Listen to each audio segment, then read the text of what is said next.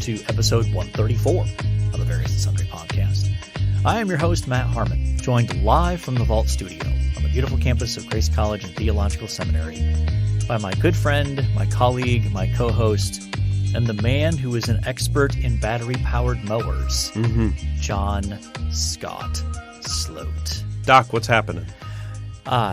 Well, it's nice to be back in the Vault Studio. It's been a month. Well, we were here this last week, weren't we?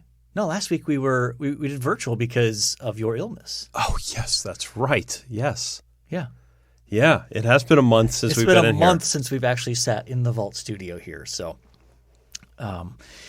it is good to be back. And you're on the mend from a recent round of illness. Yep, we're going to try not to cough through this episode. So yeah. We'll see how that goes. I wanted to throw that out there in the event that you do. And I think do I sound normal? You do. Yeah, okay. your voice is okay. back. Yeah. Okay. Yeah. Did you ever really lose your voice? Or No. Maybe a little bit. Maybe there were some patches where it sounded a little rough, but overall kept it pretty normal. Would you like to throw the woman under the bus who got you sick? No, Okay. I would not. Okay. I'm not talking about your wife. Oh, okay. No. Oh, okay. I was like, I caught this from my wife. Yeah. Well, yes, but you seem to have identified the source. Yeah. I mean, there was an inconsiderate woman in a Walgreens in Florida who walking around the store coughing and hacking and buying a COVID test and maskless and all sorts of things and wasn't being particularly cautious. And I pulled Andrea back, and we think that's where we got it from. Okay. So. Okay. Yes, I would I was like, no, I'm not going to throw Andrea under the bus. I would never suggest that you throw your wife under the bus. Come on now.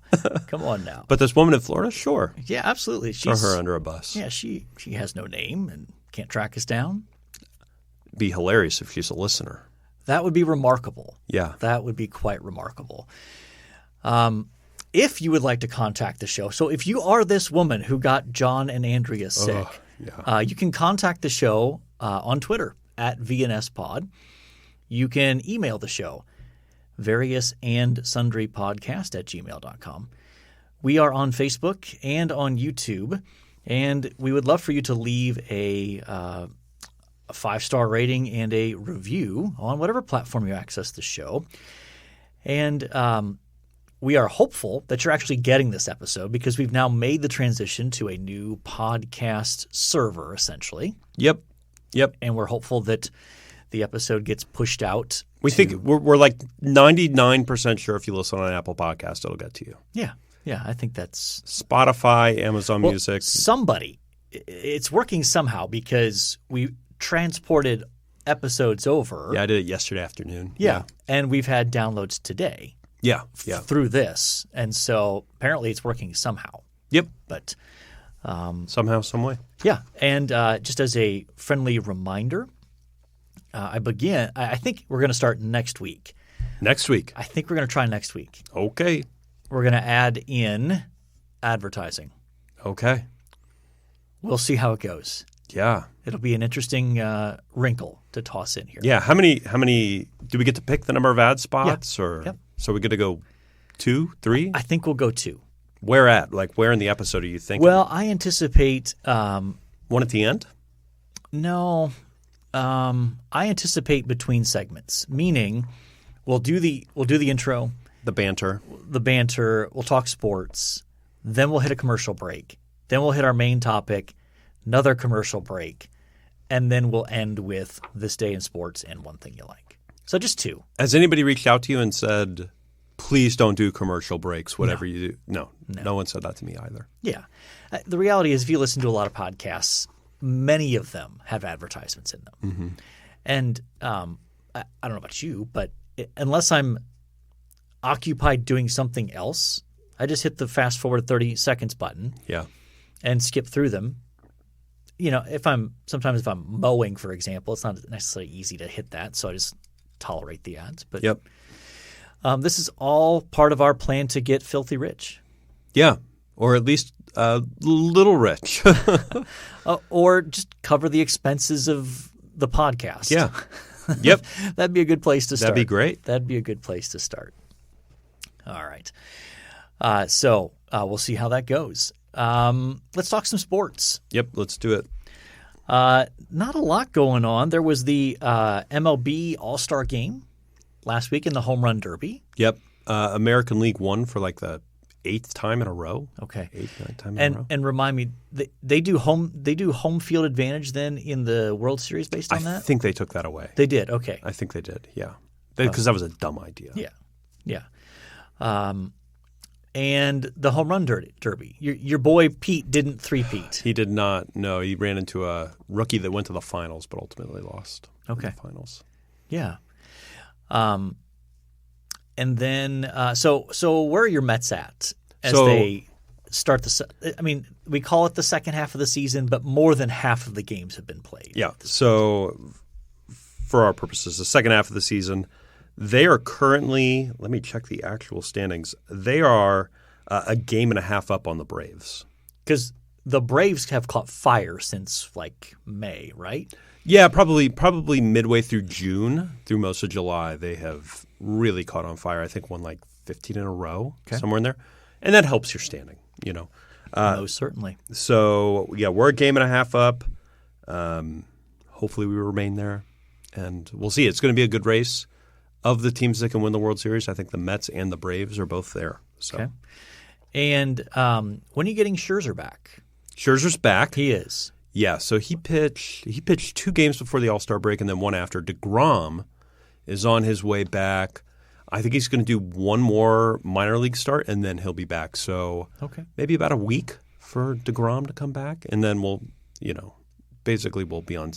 unstoppable. Unstoppable. Okay. Did you see the guy we signed, by the way? No. So he debuted last night on Sunday Night Baseball, and as one listener texts to me, he's really testing out the buttons on that shirt. So he's a big guy. Okay. And he hits righties particularly well. All right. But he hit a double during the game and then scored from second on a double. Okay. And it was just a big man. All right. Barreling home in 8 seconds. 8 seconds he made it from second base. That's pretty good. Okay. Yeah, I assume so. I mean, I've never really thought of. I'm familiar with 40 times in football, but I've not thought of time from second to home in that way. So, yeah, let me show you a picture of this guy. This is great for the audio medium here. Oh yeah, he's big. He's a big fella. Yeah, he hasn't missed too many meals. No. Yeah. Look at him go. Okay. My goodness, solid what a slide at the end. Yeah. Yeah. Okay. Showed up on the Richter scale. Yeah. Yes.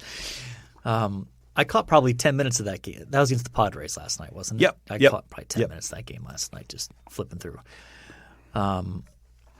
And football season, not far off. Yeah, training camp starts soon. Yeah. It's a good time of year. It is. It is. I'm getting more and more excited about college football. Yeah. So, and it's unusual for Ohio State to start the year with such a high-profile game. They're playing Notre Dame at home. Did Notre Dame join the Big Ten? Not just yet. joking. Not just yet. joking. Their arrogance still knows no limits, and so they're still remaining an independent. Where does Oregon go out of all this shuffle? I think. Are they remaining in the Pac? They're still in the Pac-12. Well, the Pac-12 still exists. Okay. I think one of two things is going to happen. Either the Big 12 and the Pac-12 are going to try to cobble something together. So they had some initial talks. Those kind of fell apart. But to create a third super conference. Okay. Or the Island of Misfit Toys conference. Yes. Yeah. And or Oregon's going to end up in the Big Ten as well. Okay. That seems to make the most sense to me. Yeah. I mean, I've seen some proposals out there talking about, well, what if the Big 12 and the Pac-12 joined together and they took Notre Dame and formed this sort of third entity? But I just don't know. I think if Notre Dame's going to join a conference, it's not going to be something like that. It's not going to be the leftovers of the Pac-12 and the Big 12. Yeah. they're going to join either the Big Ten or the SEC. Yeah. They're not looking at leftovers. Yeah. And just geographically, it would make sense for them to join the Big Ten. Geography doesn't matter anymore. You've got Rutgers and USC in the same conference. I understand that, but if you put them all on a map, right, where the Big Ten goes, it goes right through South Bend. 100%. The Southeastern Conference really doesn't extend that far north. No. And the Pac-12 and the Big 12 don't really come that direction. Yeah, I mean, you could cobble together a geographical stretch from, down in Texas where TCU is and Baylor in the Big 12 and make your way through the Great Plains and into what Colorado's in the Big 12, right? Currently? Yeah. That's still a ways up into the mountain, catch Utah. They're in the Pac-12 now. So there's a path to Notre Dame? Not to Notre Dame. Oh, that's what I meant. Oh, yeah, well. That's what I was like, I'm in Indiana. John, I feel very far from Colorado. Notre Dame's different. They're special. They don't have to play by the other rules of other college football teams. Well, the reason they don't have to is because NBC pays them a ton of money to broadcast their games. Yes. So, anyway, and you probably don't want to talk Zach Wilson and your Jets. No, I don't. I think that's for the X-rated version of the pod. Yeah. I mean, you told me you've had people reach out to you. A lot of people. Yeah. Yes. It's just as well we don't. I'm fine with that. Yeah. Very awkward situation. Yes. Very awkward. So bizarre. What a world we live in, John. What a world. Speaking of a bizarre world, that brings us to our topic for today. And we are going to talk about two articles. One was written a year ago called The Six-Way Fracturing of Evangelicalism.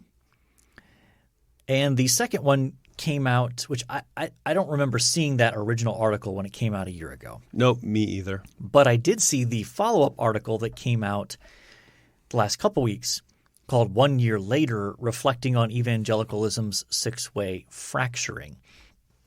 And so what I thought would be interesting about this is to look at these two articles. One of the things that makes it interesting to me is that you will get some of these kind of think pieces that lay out here's how evangelicalism is breaking apart or whatever. Mm-hmm. But what's unique is this one has a 1 year follow-up of, hey, here's where I think we were on target. Here's where maybe we missed some things. Or we missed a demographic here. Which I want to give props to. It's easy to write the initial piece and then just sort of, run for cover if certain things in your piece don't come to fruition or I think – and there's way more content in these articles than we could possibly discuss in one episode.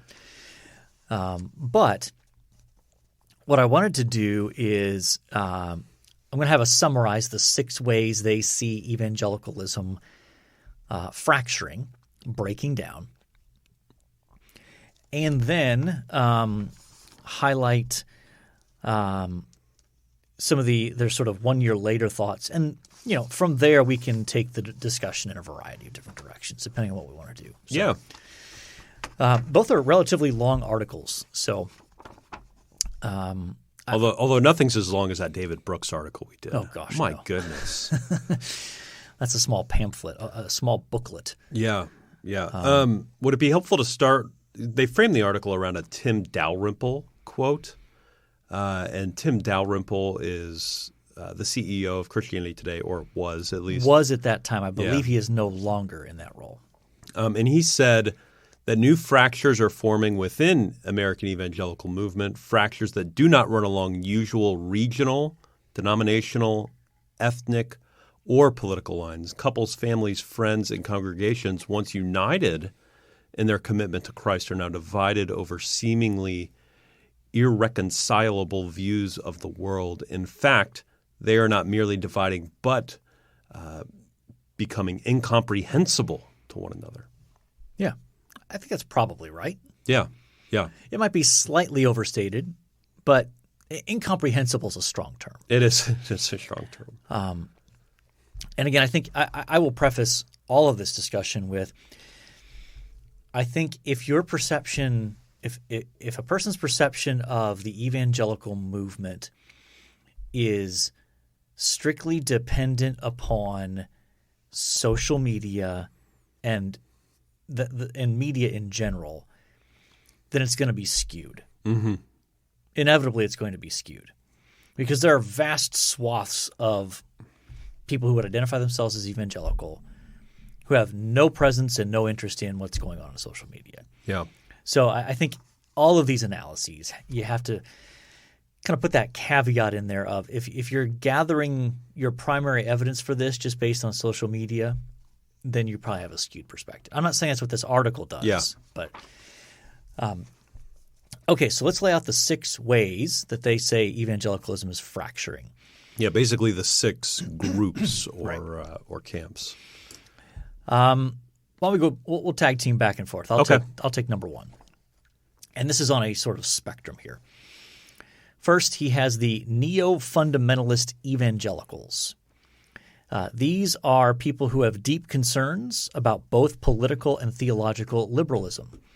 There's some overlap and co-belligerency with Christian nationalism, which they define as a syncretism of right-wing nationalism and Christianity. But neo-fundamentalists do so with more theological vocabulary and rationality. Concerning threats within the church, they have deep worries with the church's drift towards liberalism and the way secular ideologies are finding homes in the church.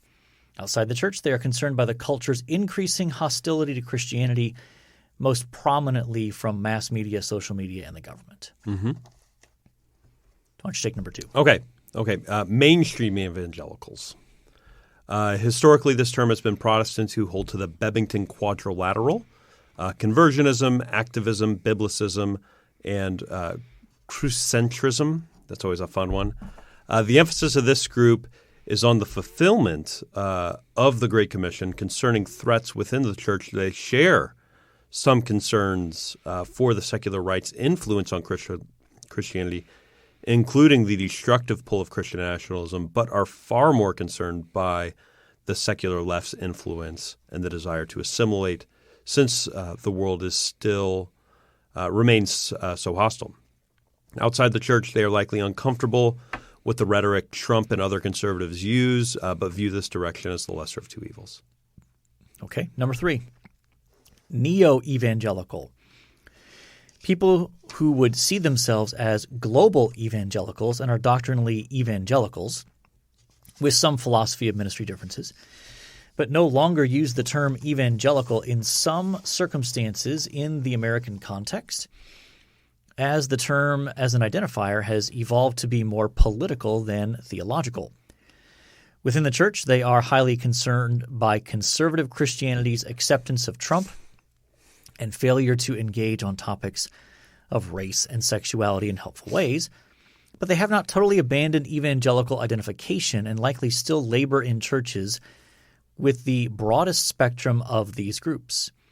Outside of the church, this group feels largely homeless in today's world. There's equal concern or slightly more either way, depending on the person, at the threat the left and the right pose to Christians seeking to live peaceful and quiet lives in all godliness. Okay. Post-evangelical, people who have fully left evangelicalism from a self-identification standpoint and reject the evangelical label, yet are still churched and likely still agree with the Apostles' Creed and Nicaea Creed. They are more deconstructed than neo-evangelicals, and they are more vocal in their critiques of ones, twos, than threes would be. Some remain firmly in Protestant circles, and others have crossed over to mainline Catholic or Orthodox traditions while still holding the basic creeds. Concerning threats within the church, they are focused on abuse, corruption, hypocrisy, Christian nationalism, and the secular right. Outside the church, they are primarily concerned with matters of injustice, inequality, the secular right, and to a lesser extent, the radical secular left. Many fours are fours also because their experience with predominantly white evangelicalism have been so difficult and strained that physical distance seems to be the only conclusion. Okay. And then I'll quickly hit these last two. Yeah, they're short. Fifth is de-churched, but with some Jesus. People who have left the church but still hold to at least some Orthodox Christian beliefs. And then sixth, de-churched and deconverted. People who have left the church and are completely deconverted with no vestigial Christian beliefs. Okay, so I think our conversation will be focused 1 through 4. Yeah, I agree. And so I'm curious. I didn't tell you I was going to do this. So okay. I have a guess as to where I'd peg you on this. And I want you to guess where I am on this. Okay. On the spectrum. Yeah. Okay. You want to go first? Or you want me to go first? Yeah, we're using half points as well, yes. so you can certainly do that. Absolutely. Okay. Absolutely. Well, yeah. Why don't you go first if you got a sense? Okay. So my sense is that you're essentially a 2.5, halfway between mainstream evangelical and neo-evangelical. Yeah, I would. When I pegged myself, I probably put myself at 2.5 to 2 3/4 or so, somewhere in that ballpark. Yeah. If I had to push you a direction, I would have pushed you closer to 3. I would have rounded up as opposed to rounding down. Yeah. Okay. Yeah. That's basically where I think I'm at. I think I had you 2 to 2 1/4. Okay. Is that a fair assessment? Is that where you see yourself? Yeah, I think that's probably fair. Okay. Yeah. So I think let's do this. Let's briefly hit on the 1 year later to kind of bring up where they've come from a year later. And then from there we can just kind of branch out and see where the discussion goes. Yeah. So 1 year later, they go back through each of these categories and kind of say where they're at. So number 1, the neo-fundamentalist evangelicals still are defined by a deep concern for political and theological liberalism, asserting a more courageous and vocal stance against the movements of culture from a firm biblicism.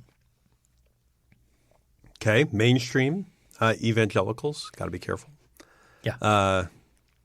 Still find themselves largely motivated by mission, but are more disturbed by the culture's turn against Christianity than internal threats. Okay.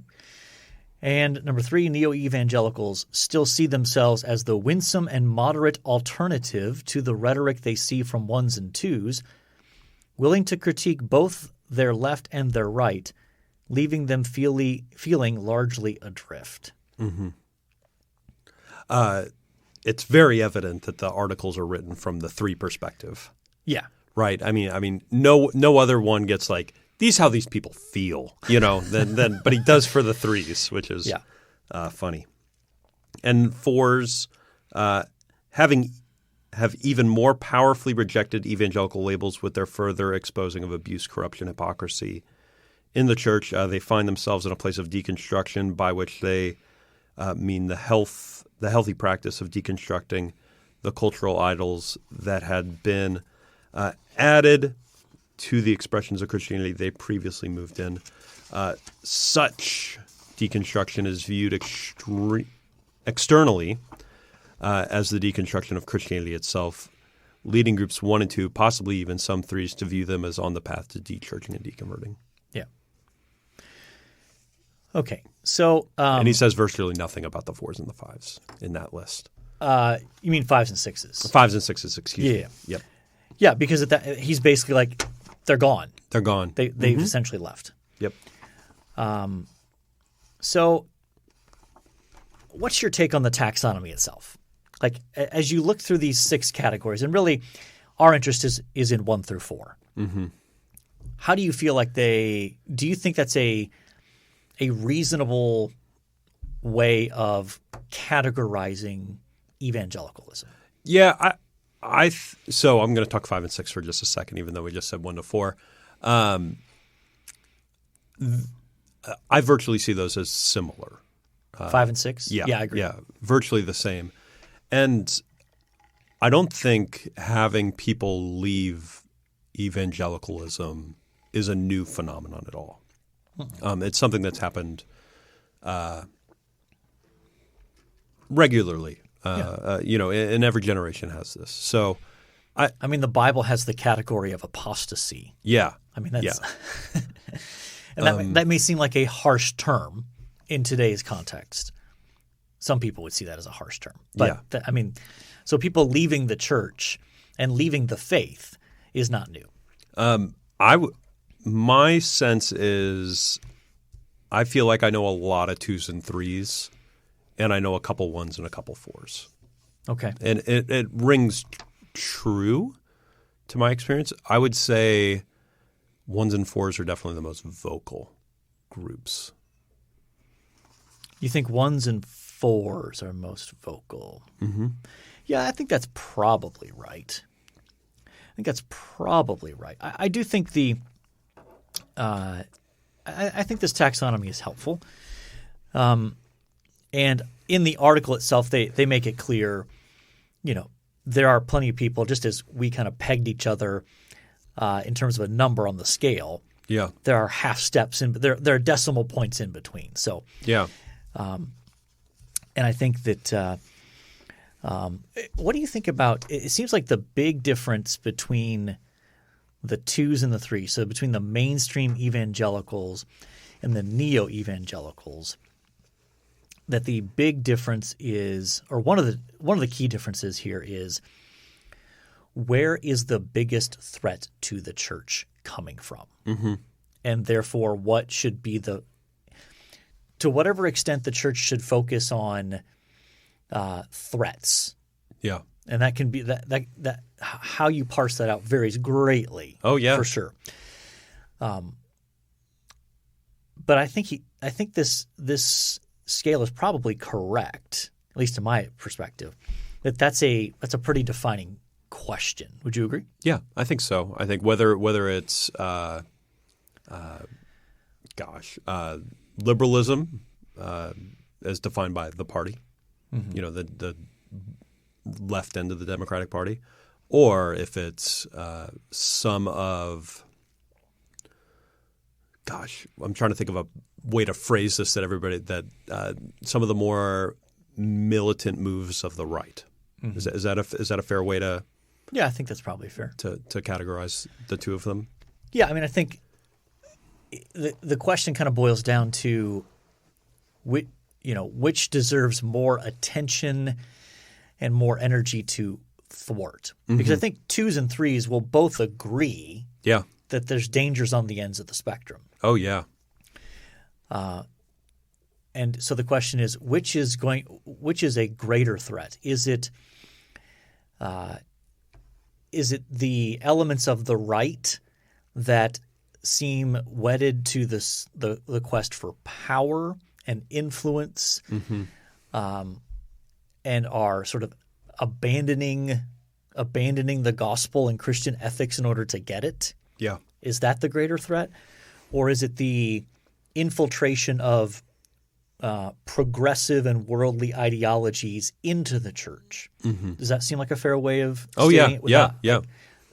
Okay. Yeah.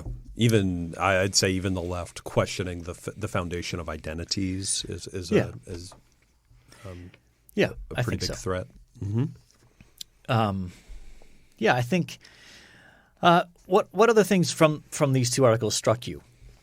I think one thing that stuck out to me was that they in the follow-up article, one of the things they brought up was that we thought we were losing evangelicals out the 5 and 6 door, mm-hmm. but they said there's also some evidence that we're losing them out the 1 door as mm-hmm. well, out the back door. And I think that's something that's maybe not getting the coverage it needs. That evangelicalism is losing some people to more nationalistic mm-hmm. groups. Yeah, I think for me one of the more intriguing insights in the follow-up article is talking about where the money is in the broader evangelical movement. And basically the point they're making is that the money and the ability to raise money and perpetuate institutions and things like that is on the edges. Mm-hmm. It's not as so it's in the categories of the ones, the aggressive ones, as well as on the aggressive fours, and that the sort of in between the twos and the threes could find themselves in danger of being squeezed out of institutions because there's just no room for them. Yeah, because the money's not there. Even though in terms of sheer numbers, in terms of like people, I'd say twos and threes, the sort of the mainstream evangelicals and the neo-evangelicals, that's where I would say the majority of the evangelical population is. Mm-hmm. That's where I would put the numbers. Would you agree or disagree with that? Yeah, I would put the numbers there. Yeah, but that the money tends to be on the fringes, and so that's going to raise interesting questions about both institutions, which they get into, as well as denominations. Mm-hmm. Can denominations that want to try to hold across that spectrum of 1 through 4, big denominations like the SBC, for example, is that realistic? Or is there just eventually going to reach a point where it's like, nope, we're just – those sort of big tent denominations are just not going to be able to hold together, which I think that's probably a good guess. Yeah. That you're going to see that eventually happen within the SBC. That people on the ends of the spectrum are going to go their separate ways. I think they mentioned this in the article, but not to bring it back to Tim Keller. But Tim Keller mentioned that there's a self-sorting going on, sort of like the 1920s. Where we saw in the 1920s we saw a sorting between fundamentalist evangelical and mainline. Yep. He says we're seeing something similar in this, and we don't necessarily know the categories now, but this type of taxonomy might be a helpful grid going forward. Yeah, for sure. And I think to me, I just come back to that sort of defining question of where do you see the greater threats coming from to the church? I think that's such a clarifying question. And to what level are they? What level of threat are they? You know, some people would say, well, yeah, there's dangers on both sides, but they're not this like existential threat to the existence of the evangelical movement. I would disagree with that. I think there are existential threats on both ends of that spectrum, whether it's the rightly defined Christian nationalism. I think that term is used way too much and is not well defined. Applied far too broadly. Yes. Yeah. But there is something there. There is a category of people who have this weird merger of vestiges of biblical teaching meshed with a sort of hardcore nationalism that is a deadly threat to the church. I got lunch with a guy a couple weeks ago, and as we're talking, I was asking him about his church background, and he had picked up and moved to another state recently. And he's like, well, when I was in town here, I went to church here. And he named 3 really excellent churches. And he goes, when I moved to my new town, I couldn't find anything. So I took this right-wing political pundit and their discipleship material and started working men's groups through that. And I was like, oh, that might be it. That might be Christian nationalism. Yeah. Yeah, for sure. While at the same time, anyone who doesn't recognize the pressure and influence of progressive ideologies, especially on the issue of sexuality and identity, if you don't recognize that that's exerting an enormous amount of pressure on the church, then you are blind. Your 2 is showing. Yeah. But I mean, it's both. Yeah, it is both. Yeah. And so the question then becomes, when you weigh it out, which do you think is more damaging, which is more concerning? And I want to throw out something that I don't think this article necessarily hits on, but something that is that should be part of the picture. Mm-hmm. I think your location matters. Yeah. Significantly. Like location in the United States. Yes, like geographical location. If you're in a major urban area, mm-hmm. the people who are attending your church are far more likely to be in danger of being overly influenced by progressive ideologies. Sure. But if you're in a rural context, your congregants are probably more in danger or more susceptible to mm-hmm. the sort of far-right stuff. Yeah. And so sometimes I think that geographical factor is not necessarily accounted for in some of these analyses. Yeah. No, I think that's right. I think it's hitting the right-wing stuff is hitting small towns and the left-wing stuff is hitting the big cities for sure. At the same time, I still want to say both are present everywhere mm-hmm. in terms of dangers. Yeah. It can just be where do the scales weigh out on in terms of what's more of a danger. Though, and again, this is my 2 coming out, so here you go. Yeah. The utter saturation of our culture with the progressive end of things means that it's present everywhere, mm-hmm. absolutely everywhere. When you turn on any sort of entertainment, mm-hmm. you're going to be confronted with it. I don't think that's the case with the far-right stuff. No. I would agree that the sort of like institutions of our culture, the television stations, media companies, absolutely. Yeah. So I think which I think is it also gets into the sort of rural versus urban divide within mm-hmm. evangelicalism that is sometimes there. That's also there within our larger culture. That's another factor that comes into play here where people who live in more rural areas feel like they're looked down upon and ignored by the cultural elites who inhabit the urban centers. Mm-hmm. And there's at least something to that. Mm-hmm. Folks in the rural end of things, though, can often not fully appreciate the value, perhaps, of trying to have people inside those circles to exert influence mm-hmm. in the right direction. So I think, my big takeaway is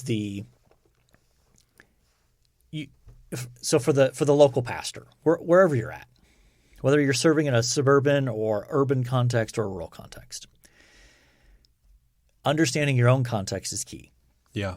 And being able to see where are the threats coming from in my context? Where are people most likely to gravitate towards? What are they most likely more influenced by? And quite frankly, I would think if you're going to serve your church well, in some way and in some context, whether it's through the preaching ministry or through the teaching ministry or other things, I think you need to help your congregants see the dangers of both ends of those spectrum and identifying the idolatry that is fueling both of those things. And I think picking your spots in that pushback mm-hmm. Is going to be important for the local pastor. I mean, I don't know if you saw Tim Alberta's article in The Atlantic. He did a long thing on evangelicalism recently, last month or two, and he talked to these pastors that are talking about politics every week from the pulpit, one from each side.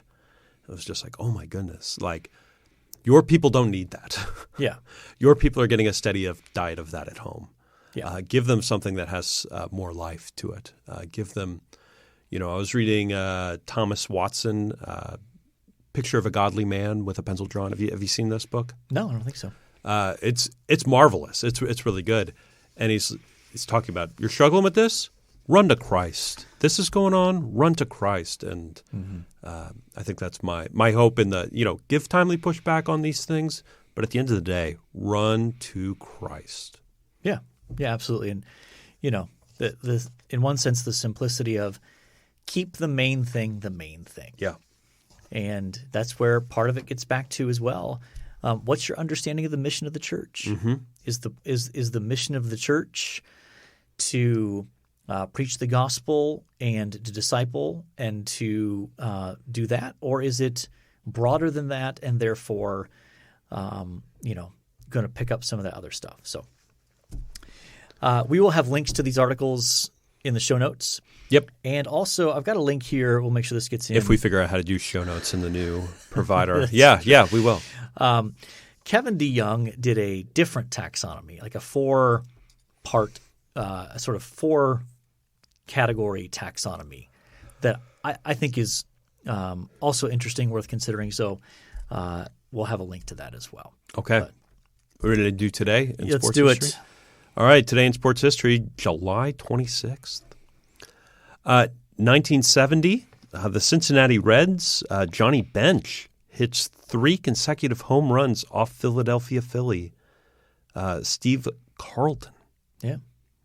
Johnny Bench. A legendary Reds player. Did you ever go see him play? No. Okay. Part of the Big Red Machine, though. Yeah. 84. Expos, Pete Rose. Boy, that was weird to read. Yes. Ties Ty Cobb with his 3,502nd single. Yeah, I'd forgotten that Pete Rose played for the Expos. Yeah. That was a weird sentence to read. 88. Mike Schmidt sets the NL record, appearing in 2,155 games at third base as Phillies and Mets end a game at 2:13 a.m. Long game. That is a long game. Ugh. Yeah. 92, Nolan Ryan strikes out his 100th batter for the 23rd consecutive season. That's impressive. That's absurd. He was unreal. That's impressive. He retired before your time, but he was in his late stage when I was, teenager kind of thing. So I remember watching him pitch. He was just wow, 23rd consecutive season. Yeah. So he pitched from the 70s to the 90s. Mm-hmm. Wow. And I think he might have started in the late 60s. So he might have actually played in 60s, 70s, 80s, and 90s, 4 decades. My goodness. And he was not a finesse pitcher. He was not your He's a power guy, right? He wasn't your Greg Maddux who was out there, throwing 90-mile-an-hour fastballs and 82-mile-an-hour curveballs and stuff. Like, he was throwing smoke. Yeah. You got a preference here?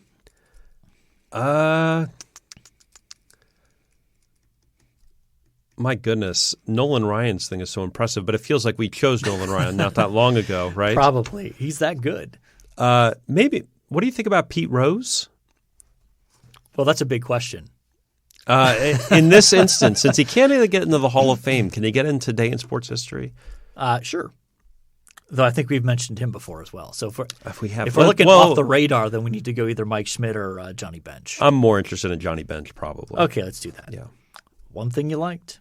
All right. So over vacation, I finished the biography by Thomas Kidd on Thomas Jefferson, Spirit and Flesh, I think is the subtitle. Okay. Fascinating. It focuses in on his moral life, which was fascinating, as well as his religious life, which was also interesting. He loved Greek and Latin.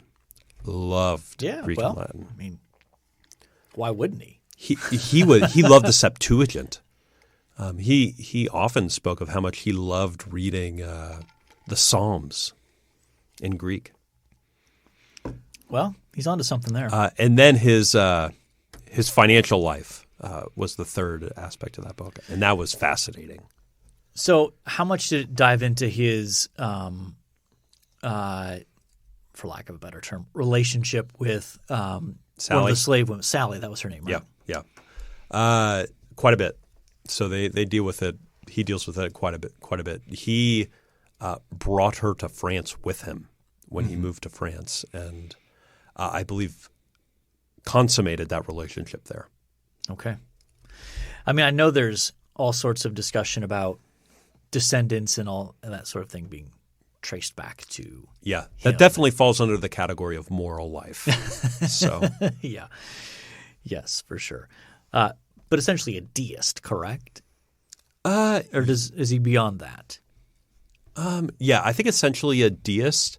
Mostly mostly because an atheist was not something that anybody was then, Yeah. even though he was accused of that in presidential elections. So he was an atheist. Okay. And that was a black mark on him, and he had to prove his religiousness. Okay. Yeah. Well. Yeah, you're certainly not going to get the sort of hagiography from Tommy Kaye on his treatment of history. He is a straight shooter. Thomas Kidd is. Yes, he is. So I appreciate that about him. For me, recently, my wife and I watched the 30 for 30, the life and times of Oscar Pistorius. I don't know who that is. So he is a double amputee. Okay. Who ran, who obviously had these sort of prosthetic legs made that had blades, so they called him the Blade Runner. Okay, yeah. And was so dominant in the Paralympic Games and started running times that were good enough that he ended up qualifying for the traditional Olympics and ran in the 400 meters in the London Olympics as a double amputee. For what country? South Africa. Okay. Made it to the semifinals. Did not make the finals. But still, I mean, remarkable that he did this. But then like 2 years later, he eventually ends up being convicted of killing his girlfriend in their house. He claims that he thought she was an intruder and he shot her. Oh gosh. And so it's big trial. I think of like what the OJ trial was for the US in terms of that high profile of an athlete. Mm-hmm. That's what it was for South Africa. Wow. And so it's like a 4-part 30 for 30. The first and the last episodes are like 2 hours and the middle two are like 1 hour. So it's a long form discussion of this. It's fascinating because it delves a little bit into South African history and culture in terms of apartheid and all of that. Sure. As well as just it's pretty the perspective is wide. It's not like pro him or against him. It's kind of putting the whole spectrum out there and interviewing people, family members, as well as it's fascinating. So well worth your time, especially if you like any of the blend of like kind of true crime plus sports. It's right in that sweet spot. Interesting. Yeah. So Life and Times of Oscar Pistorius, the Blade Runner. What a great nickname. Yeah. All right. Well, we have talked changes to the podcast. We've talked Mets. We've talked about divides within evangelicalism and how John is a 2.75 and I'm a 2.25. Yes. Whatever that means. Yeah. We've talked about Johnny Bench, part of the Big Red Machine. We've talked about Thomas Jefferson, really a book about Thomas Jefferson, and we've talked about the Blade Runner. So I think by definition, we have covered our various and sundry topics. And so all that is left to say is until next time, the Lord bless y'all real good. Later.